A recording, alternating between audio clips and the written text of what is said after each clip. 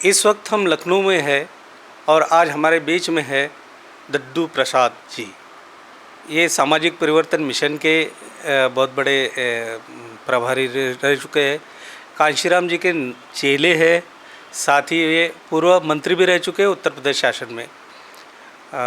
हम इनसे जानना चाहेंगे सर, आज जो बसपा, जय भीम सर, आज जो बसपा की दुर्दशा हुई है उसके बारे में आपका क्या कहना है? बसपा के दुर्दशा में के बारे में जानने से पहले हमें जानना होगा कि बहुजन समाज पार्टी उत्थान कैसे हुआ, मजबूत कैसे हुई। तो इस देश में सामाजिक परिवर्तन आंदोलन को स्वीकार करके जो दलितों, पिछड़ों, आदिवासियों की आवश्यकता है कि इस देश की ऊर्ध्वाधर खड़ी हुई समाज व्यवस्था को बदलकर समता, स्वतंत्रता, बंधुत्व और न्याय पर आधारित सामाजिक व्यवस्था की स्थापना करना, जो भारत का संविधान का अनुच्छेद 38 इसकी अनुशंसा करता है और स्पष्ट प्राविधान करता है। तो मानवर कांशीराम जी ने सामाजिक परिवर्तन आंदोलन के लिए एक जनमत तैयार किया और बहुजन समाज पार्टी के द्वारा घोषित किया गया कि हम सामाजिक परिवर्तन के लिए, समाज में एक बड़ा बदलाव लाने के लिए काम करेंगे। तो सामाजिक बदलाव के लिए जो सहमति बनी वो बहुजन समाज पार्टी के लिए वोट में तब्दील होती गई और इस कारण से बहुजन समाज पार्टी मजबूत हुई। दूसरा कारण था बहुजन समाज पार्टी के मजबूत होने का कि जो हमारा 1936 में प्रथम आम चुनाव हुए प्रांतीय सरकारों के लिए और उसके बाद बाबा साहब अम्बेडकर जब उसमें बम्बई विधानसभा में 15 लोग खड़े किए और 13 लोग जीत गए, तो उससे जो भारत का यथास्थितिवादी शोषणकारी ताकतें हैं वो चौकन्ना हुई और उन्होंने इस बात का अनुमान लगाया कि भारत में लोकतंत्र अगर कामयाब हुआ तो फिर भारत के दबे कुचले लोग इस देश के प्रधानमंत्री हो सकते हैं, हुक्मरान हो सकते हैं। इसलिए लोकतंत्र को नाकामयाब बनाने के लिए उन्होंने वोट की बिकवाली प्रारंभ कराई और जो दलित, पिछड़े, आदिवासी लोग हैं वो 6000 जातियों में ऑलरेडी सामाजिक व्यवस्था के कारण पहले से ही विभाजित थे, उसका उन्होंने लाभ लिया और वोट बेचने की, वोट को बिकवाली करने के प्रबंधन किया और जब वोट बिकने लगा तो लोकतंत्र नाकामयाब हो गया और बाबा साहब अम्बेडकर भी उसके पश्चात चुनाव नहीं जीत पाए।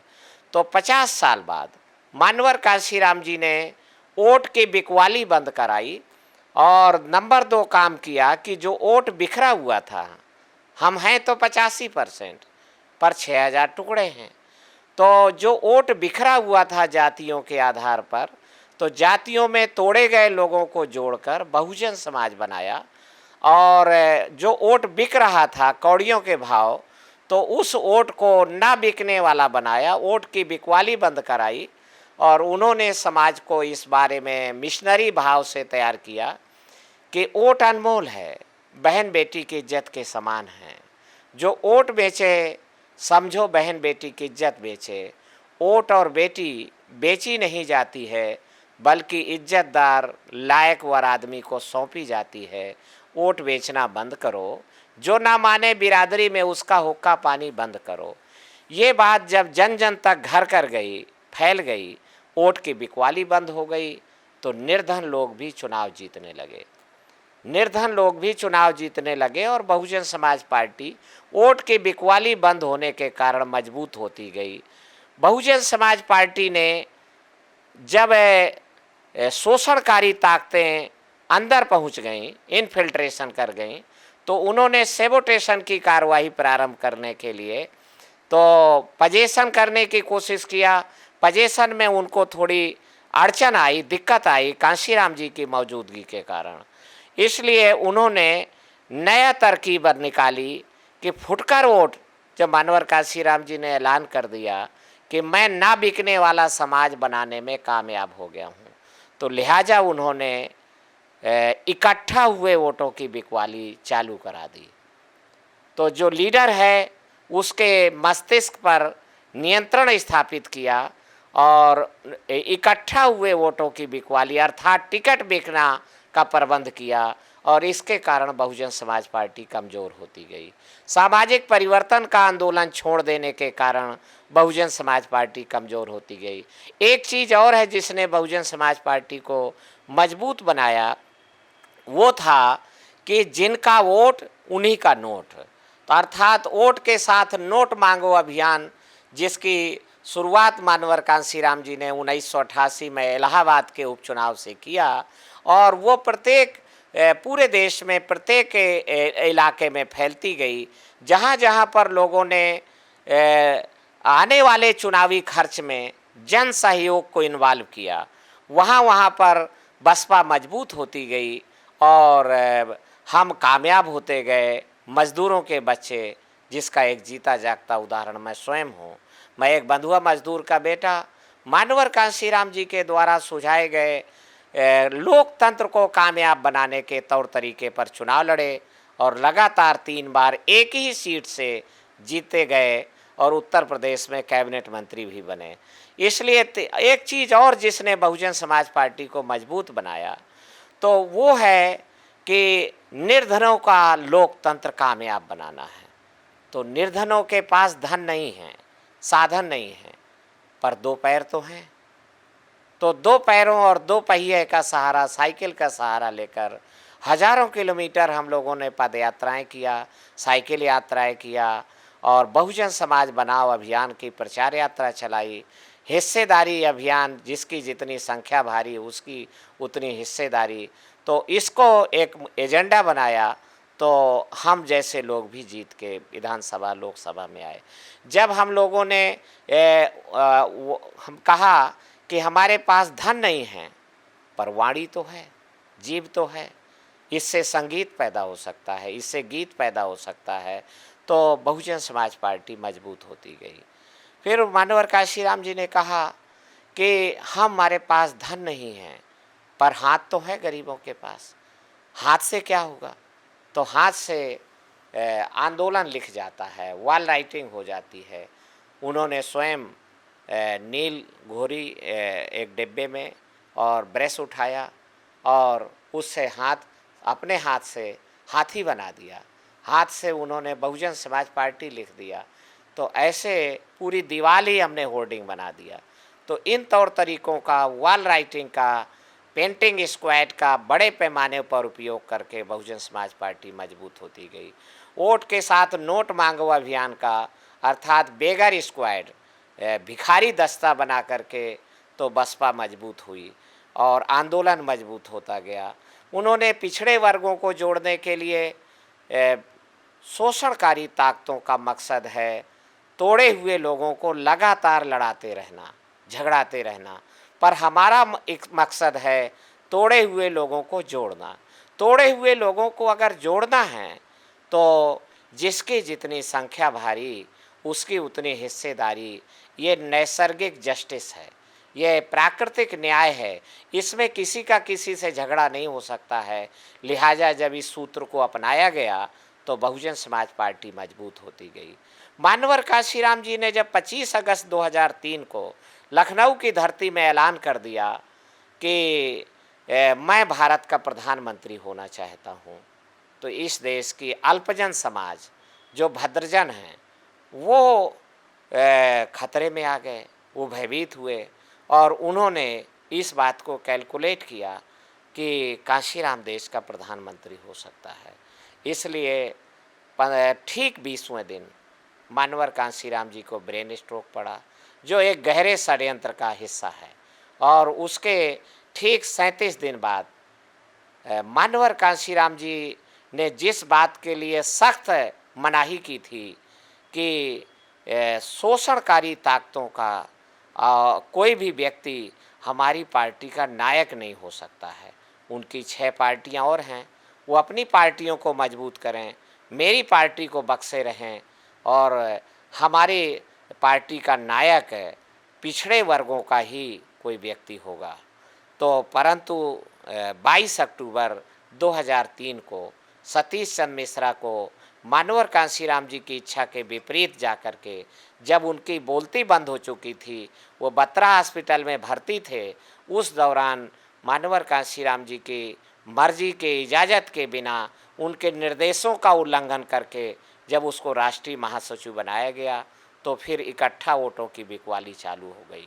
नारा बदल दिया गया 9 जून 2005 को कि जिसकी जितनी संख्या भारी उसकी उतनी हिस्सेदारी। ये नारा गलत है और इसलिए लिहाजा हम नया नारा दे रहे हैं कि जिसकी जितनी तैयारी उसकी ज़्यादा से ज़्यादा हिस्सेदारी। लोगों ने मतलब पूछा कि ये तैयारी का मतलब क्या होता है, तो उन्होंने कहा कि भाई आपके समझ में नहीं आता है, हम खुलासा कर रहे हैं कि जिसकी जितनी थैली भारी उसकी और ज़्यादा हिस्सेदारी।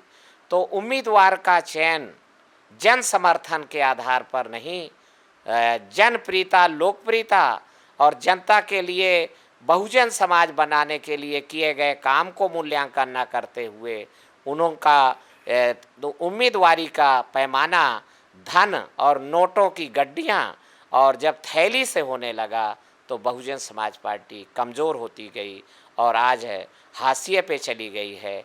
आज उत्तर प्रदेश में सिर्फ एक विधायक जीता है। वोट शेयर जो हम 2007 में मानवर कांशीराम जी की कुर्बानी के बाद, मानवर कांशीराम जी के देहांत के बाद जो सहानुभूति लहर पैदा हुई और अति पिछड़ी जातियों का बड़े पैमाने पर 2007 में हमारे साथ जुड़ाव पैदा हुआ, भाईचारा बना, उसके कारण हम 31% वोट शेयर कर सके उत्तर प्रदेश में।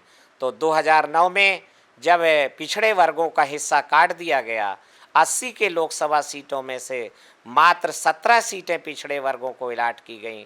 उनकी जितनी आबादी है उससे कहीं कम जब उनको शेयर दिया गया और जो ब्राह्मण वर्ग है उसकी आबादी से कई गुना ज़्यादा दे करके 22 टिकट उनको अलाट किए गए, 8 टिकट ठाकुरों को अलाट किए गए और 12 टिकट जो गरीब मुसलमान हैं उसको धक्का मार दिया गया और जो दबंग और दलितों पिछड़ों का शोषक मुसलमान हैं वो 12 टिकट जब उसको दिए गए तो लिहाजा पिछड़े वर्गों के हिस्सेदारी कम होने के कारण पिछड़े वर्ग का समूह हमसे धीरे धीरे खिसकने लगा, छूटने लगा और 31% से वोट गिर के 2009 के लोकसभा चुनाव में वो 27% आ गया। ये गिरावट लगातार जारी रही। राष्ट्रीय अध्यक्ष को इस गिरावट के बारे में लगातार सचेत किया गया, पर ऐसा लगता है कि वो जानबूझ करके प्लान करके इस गिरावट को प्लान तय कर रही थी गिरावट के लिए और इसको मानवर कांशीराम जी की रचना को समाप्त करने के अभियान में लगी हुई थी। तो उन्होंने लगातार गिरावट फिर जारी रखी और 2012 के विधानसभा चुनाव में वो 24% वोट शेयर पे आ गया। हम 206 विधानसभा सीटों से गिर के 80 पर आ गए। बुंदेलखंड जो एक हमारा हार्डकोर इलाका होता था वहाँ भी हमारे वोट शेयर गिरा और दूसरा वहाँ से जो है हमारी सीटों की संख्या भी घटी। फिर 2014 के लोकसभा चुनाव में हम 0 पर आउट हो गए। ऑल इंडिया में हमारा एक एमपी नहीं जीत पाया, जबकि 89 के बाद हम कभी 0 पर नहीं आउट हुए। तो ये पहली बार था 2014 में और वोट शेयर 24% से गिर के 23% पे आ गया और लिहाजा जो है हम हाशिए पे जाते रहे। 2017 के विधानसभा चुनाव में हमारा वोट शेयर गिर के 22% आ गया और हमारी सीटों की संख्या 80 से गिर के 206 से गिरकर 19 पर आ गई। ये 19 का जो संख्या बल है भारत की मैथोलॉजी में, अंक गणित में, ये बहुत ही खतरनाक है। 19, 20 और 21। 20 का मतलब होता है ज़्यादा बढ़ोतरी और 21 का मतलब होता है लगातार बढ़ोतरी, पर 19 का मतलब होता है लगातार घटोतरी। तो बहन मायावती को इस बारे में लगातार सचेत किया गया, पर जो रखवाले थे इस मिशन को उन्होंने एक एक करके रखवालों को धक्का मारा, लात मारी। अति पिछड़ी जातियां जो हमारे साथ कंधे से कंधा मिला के चल रही थी उनको हिस्सा काटा गया।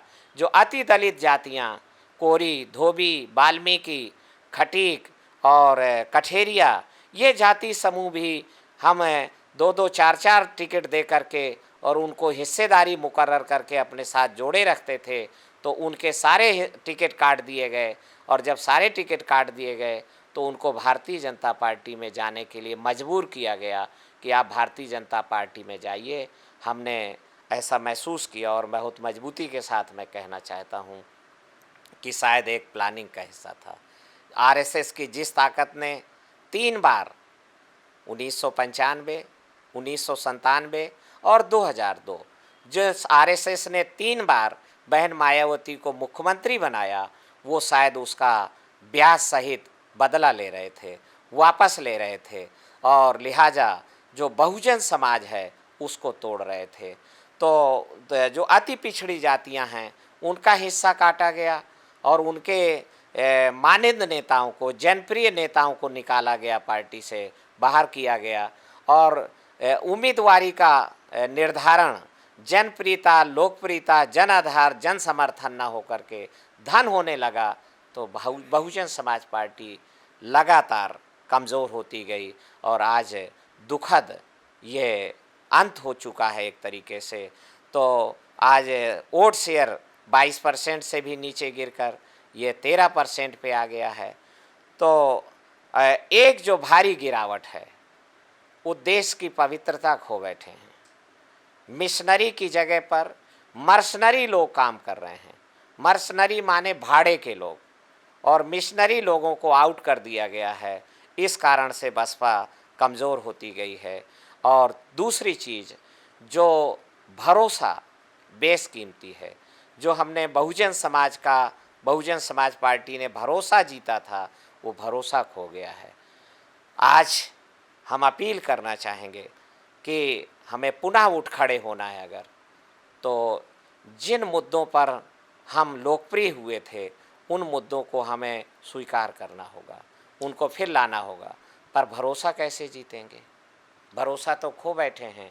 इसलिए मैं बहुत जोर दे के कहना चाहता हूँ कि बसपा को अगर बचाना है तो बहुजन समाज पार्टी की राष्ट्रीय अध्यक्ष जो भरोसा खो चुकी हैं वो इस्तीफ़ा दें, और इस्तीफ़ा दे करके मानवर कांशीराम जी के तरासे गए लोग जो किसी पार्टी में नहीं गए हैं और किसी पार्टी के पिछलग्गू नहीं बने हैं, तो उनको एक पूरे देश में वो संघर्ष कर रहे हैं, संघर्ष करें और बहुजन समाज पार्टी का उनको कमान दी जाए और बहन मायावती इस्तीफ़ा दें, चूँकि वो भरोसा खो चुके हैं और बहुजन समाज पार्टी के पतन के लिए वो जिम्मेदार हैं। सर एक्चुअली मेरा दूसरा सवाल यही था कि आगे बहन जी को जो 3 बार मुख्यमंत्री बनने का सौभाग्य प्राप्त हुआ था, माननीय कांशीराम जी ने जो आंदोलन छेड़ा था, उन्होंने बोला था कि बहुजन समाज एक पार्टी नहीं आंदोलन के रूप में है। इसकी जो छवि उन्होंने थोड़ा सा ये मलिन कर दी है, ऐसा बोल सकते हैं, क्योंकि आपने उनका आंसर दे दिया है। मैं थोड़ा सा इसमें ये कहना चाहूँगा कि आप बोल रहे हैं कि उन्होंने इस्तीफ़ा देके दूसरे किसी को लाना चाहिए, तो ऐसे कोई लोग हैं कि जो इसको आगे ला सकते हैं, जिससे बदलाव होना बहुत ज़रूरी है। आपने बोला कि बहुजन समाज के अलग अलग उन्होंने ये करके एक प्रभावित जनजाति के लोगों को, जाति के लोगों को ऊपर लाने की कोशिश की है मायावती जी ने। आप क्या समझते हैं कि ये वापस अपनी जो खोई हुई जो मलिन छवि है वो बहुजन समाज पार्टी वापस ला सकती है? नहीं, निश्चित रूप से बहन मायावती के रूप में, उनके नेतृत्व में और सतीश मिश्रा के रूप में पुनः भरोसा नहीं कायम हो सकता है, क्योंकि बहुजन समाज पार्टी की ताकत केवल दलित और चमार नहीं है। बहुजन समाज पार्टी की ताकत अति पिछड़ी जातियां हैं और उनमें बहन मायावती की जो भरोसा है वो पूरी तरीके से टूट चुका है। मायावती इस्तीफ़ा दें, हम नया विकल्प, नया नेतृत्व निश्चित रूप से के लेके आएंगे। इस देश में बहुजन समाज में नेतृत्व की कोई कमी नहीं है। सर इस बार आपको समाजवादी पार्टी ने आपको समर्थन देने के बाद भी आपको टिकट नहीं मिली, आपका टिकट काट दिया गया, इसके पीछे का क्या राज है, ज़रा आप बताइए। नहीं, देखिए, समाजवादी पार्टी को सामाजिक परिवर्तन मिशन जो हमारा एक जन आंदोलन है, तो समर्थन दिया गया था सामाजिक परिवर्तन मिशन की तरफ से समाजवादी पार्टी के लिए। कंडीशनल समर्थन था, भारतीय संविधान की रक्षा के लिए, आरक्षण बचाने के लिए, उत्तर प्रदेश में सांप्रदायिक ताकतों को सत्ता में आने से रोकने के लिए, और सामाजिक बदलाव की प्रक्रिया को तेज करने के लिए तो इन 4 मकसद को लेकर के हमने समाजवादी पार्टी को समर्थन दिया था। इसके बदले में माननीय अखिलेश यादव ने ये आश्वासन दिया था कि हम सामाजिक परिवर्तन मिशन के खाते में एक विधानसभा का टिकट देने का और एक जगह से चुनाव लड़ाने का प्रबंध करेंगे। तो उन्होंने औरैया से आश्वासन दिया, फिर बांदा जिले की नरैनी से उन्होंने ऐलान भी कर दिया। पर जो समाजवादी पार्टी के अंदर बदलाव विरोधी ताकतें काफ़ी मजबूत हैं और ख़ास करके फ्यूडल फोर्सेज वहाँ मजबूत हैं, तो और निश्चित रूप से आरएसएस की टीम भी वहाँ पर सक्रिय है। इस कारण से तो उन्होंने वो टिकट काट दिया और टिकट काट देने के कारण हम चुनाव नहीं लड़े।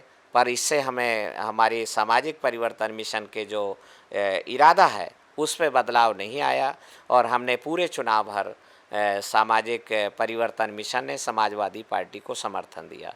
और जो ये 9% वोटों की गिरावट है बहुजन समाज पार्टी में, तो मेरा अनुमान है कि 6 से 7% वोट ये समाजवादी पार्टी में शिफ्ट हुआ है संविधान को बचाने के लिए, आरक्षण बचाने के लिए और भारतीय जनता पार्टी को सत्ता में आने से रोकने के लिए 6 से 7% वोट ये समाजवादी पार्टी को हमारे काडर ने, जिसको मानवर कांसीराम जी ने तैयार किया था, तो जो यथास्थितिवादी ताकतों को वोट नहीं दे सकते हैं, तो उन्होंने समाजवादी पार्टी को वोट दिया है।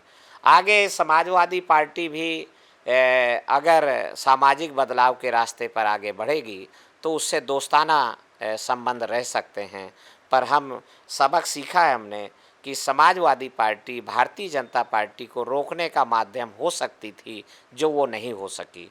पर समाजवादी पार्टी सामाजिक बदलाव का माध्यम नहीं हो सकती है। समाजवादी पार्टी वो भारत में अगड़ा बनाम पिछड़ा की लड़ाई को मैदान में ताल ठोक कर के लड़ने वाली पार्टी नहीं हो सकती है। तो अगर हमें इस देश में सामाजिक बदलाव चाहिए और अगड़ा बनाम पिछड़ा की लड़ाई को 85 बनाम 15 की लड़ाई को तेज करना है, तो हमें पुनः अपने पैरों पर खड़े होकर हमें आगे बढ़ना होगा। और सारे राजनीतिक दल इस देश में यथास्थितिवादी हैं, शोषणकारी हैं और संविधान के अनुच्छेद 38 का खुलेआम उल्लंघन करके जो ट्रेडिशनल परंपरावादी जातिवादी वर्ण व्यवस्थावादी सामाजिक व्यवस्था है उसको लगातार जारी रखना चाहते हैं, उसको टिकाए रखना चाहते हैं, उसके वो केयर टेकर के रूप में सारे राजनीतिक दल काम कर रहे हैं। इसलिए जनता की आवश्यकता है इस देश में समता, स्वतंत्रता, बंधुत्व और न्याय पर आधारित सामाजिक व्यवस्था की स्थापना करना। तो इसलिए नया परिवर्तनकारी दल बनाए जाने की आवश्यकता है। सामाजिक बदलाव लाने वाले दल की एक आवश्यकता है जिसको पूरे देश में इस एजेंडे पर काम किया जाए। और इस मुद्दे पर मेरा दृढ़ विश्वास है कि भारत की अधिकांश जनता सामाजिक बदलाव के लिए सहमत है और वो चाह रहे हैं कि अब सरकारें बदलते बदलते बहुत काम हो गया और कंप्लीट रिलैक्सेशन और कंप्लीट सेटिस्फेक्शन पब्लिक को नहीं मिल रहा है। तो कंप्लीट सेटिस्फेक्शन के लिए सरकार नहीं, सामाजिक व्यवस्था बदली जाए। मैं जानबूझ करके व्यवस्था बदलने की बात नहीं कर रहा हूँ, मैं जोर दे कर के सामाजिक व्यवस्था को बदलने की बात कर रहा हूँ। तो इसलिए सामाजिक न्याय की अवधारणा फलीभूत नहीं हो सकती है जब तक कि इस देश की ऊर्ध्वाधर खड़ी हुई समाज व्यवस्था को नहीं बदला जाएगा। क्योंकि वर्तमान ऊर्ध्वाधर खड़ी हुई सामाजिक व्यवस्था अन्याय को, सामाजिक अन्याय को प्रोत्साहित करती है और जन्म देती है।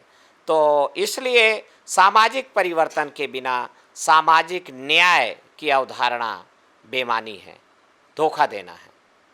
सर, इस चुनाव में अखिलेश जी ने भी बहुत सारा प्रयत्न किया था, समाजवाद और अम्बेडकरवाद ये दोनों को इकट्ठा करके एक सपा बसपा का गठबंधन होने के लिए उन्होंने काफ़ी कोशिश की। काफ़ी लोगों का भी कहना था कि सपा और बसपा का गठबंधन होने से भाजपा को कहीं तो मार पड़ेगी, लेकिन ऐसा नहीं होते हुए दिखा। 2019 के लोकसभा चुनाव में सपा बसपा का गठबंधन हुआ। उसके लिए सामाजिक परिवर्तन मिशन ने और हम लोगों की टीम ने उत्तर प्रदेश में करीब 15 जगह पर एक सेमिनार आयोजित किए और सेमिनार आयोजित करके इस बात के लिए माहौल तैयार किया कि सपा बसपा गठबंधन जरूरी है। अखिलेश यादव जी को ज्ञापन भेजे गए, मायावती को ज्ञापन भेजे गए और खैर गठबंधन हुआ, पर वो गठबंधन ज़मीनी स्तर पे नहीं उतारा जा सका। 1993 में सपा बसपा गठबंधन कामयाब हुआ इसलिए कि दोनों नेताओं ने उस गठबंधन को 1992-93 में 1 साल का लंबा वक्त मिला और वो गठबंधन सपा बसपा का ज़मीन पर उतारा गया। 14 दिसंबर 92 को गठबंधन ऐलान किया गया, जबकि 2019 का गठबंधन 12 जनवरी 2019 को घोषित किया गया और उसके कुछ ही आचार संहिता लग चुकी थी और लिहाजा वो गठबंधन की अवधारणा को और उसकी पवित्रता को धरती पर मासेस तक कन्वे नहीं किया गया और वो कामयाब नहीं हो सका। तो इसलिए मैं कहना चाहता हूँ कि माननीय अखिलेश यादव जो कर रहे थे तो उनको पाला खींच कर लड़ना होगा। फॉरवर्ड बनाम बैकवर्ड की लड़ाई है ये, तो 85 बनाम 15 की लड़ाई है। तो इस पे वो समाजवादी पार्टी के अंदर जो फ्यूडल फोर्सेज हैं, जो बदलाव विरोधी ताकतें हैं, वो अम्बेडकरवादी लोगों को चुनकर विधानसभा और लोकसभा में नहीं जाने देना चाहती हैं। तो ये थे दद्दू प्रसाद जी हमारे साथ और बहुत सारी आशाएं बनी पड़ी है इनको बसपा की। इन्होंने तो ये भी कहा है कि किसी नया दल की स्थापना होने की ज़रूरत है ताकि ये जो समाज में अंतर डालने वाली जो पार्टियां होती है जैसे भाजपा आरएसएस जो हो, इसमें इनको रोकने के लिए कहीं ना कहीं अपने को एक नया दल स्थापित करने की ज़रूरत है। इवन बसपा का जो प्रतिनिधित्व है जो बहन जी के पास है वो उनसे निकाल के किसी और को नया चांस देना चाहिए, ऐसा भी इनका कहना है। धन्यवाद सर। ये थे पूर्व मंत्री दद्दू प्रसाद। जय भीम। जय भीम सर।